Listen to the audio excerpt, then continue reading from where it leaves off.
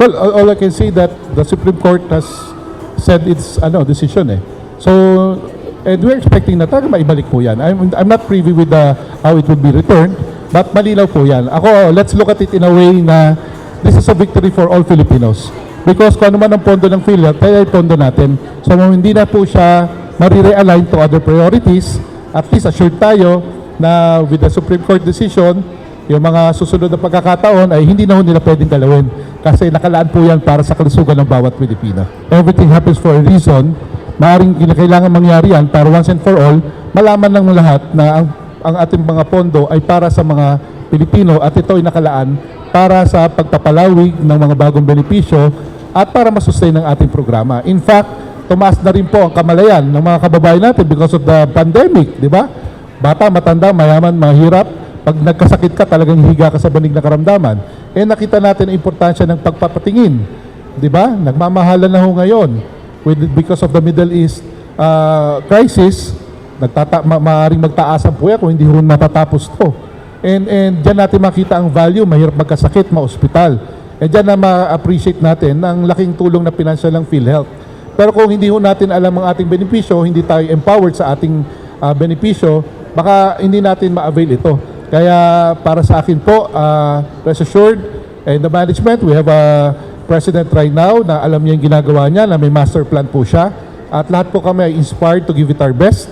And ako po'y naniniwala with the support of the media, with the support of different stakeholders, pag maging maayos po implementasyon natin ng yakap, maraming Pilipino ang hindi na magkakasakit. At least yung pondo ng PhilHealth, mailalan ho natin yan to other benefits na pwede namin expand, di ba? And kung mas maraming kababayan natin ang hindi na umabot sa dialysis, eh laking tulong po yan. Kasi yan po yung number 1 na nangyayari ngayon. Maraming kababayan natin ang patuloy na nagkakasakit. Eh kasama po sa yakap yung lifestyle change eh. Sasabihin sa'yo, Juan de la Cruz, huwag ka naman nigarilyo.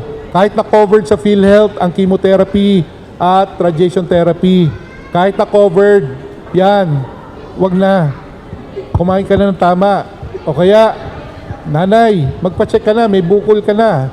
Agapan na natin yan. Huwag tayong maniwala kay Batman na bahala na bukas. Kailangan mapatingnan na natin yan. Because, for example, ang breast cancer, we expanded our Z package from 100,000. Ngayon po, maaaring umabot up to 1.4 million pesos. Ang mali kasi sa atin, we try to avoid na magpa-check up, bahala na. Only to find out, pag dinala na ho tayo sa emergency stage 4 na, sa huli ang pagsisisi. Kasi kung stage 1 yan, stage 2, pwede pang maagapan eh. Di ba? Paano, yun po yung isang para sa akin ng malaking challenge for us sa PhilHealth na patuloy pa rin ang information campaign. Kasi nadyan naman yung mga benepisyo eh. PhilHealth is here ready to pay. Bumilis na ang aming pagbabayad. We're trying to improve our system. We're trying to use the latest technology. Soon, who knows, we'll be using AI to process our claims. So marami hong plano. So yan po ang ating direction sa PhilHealth.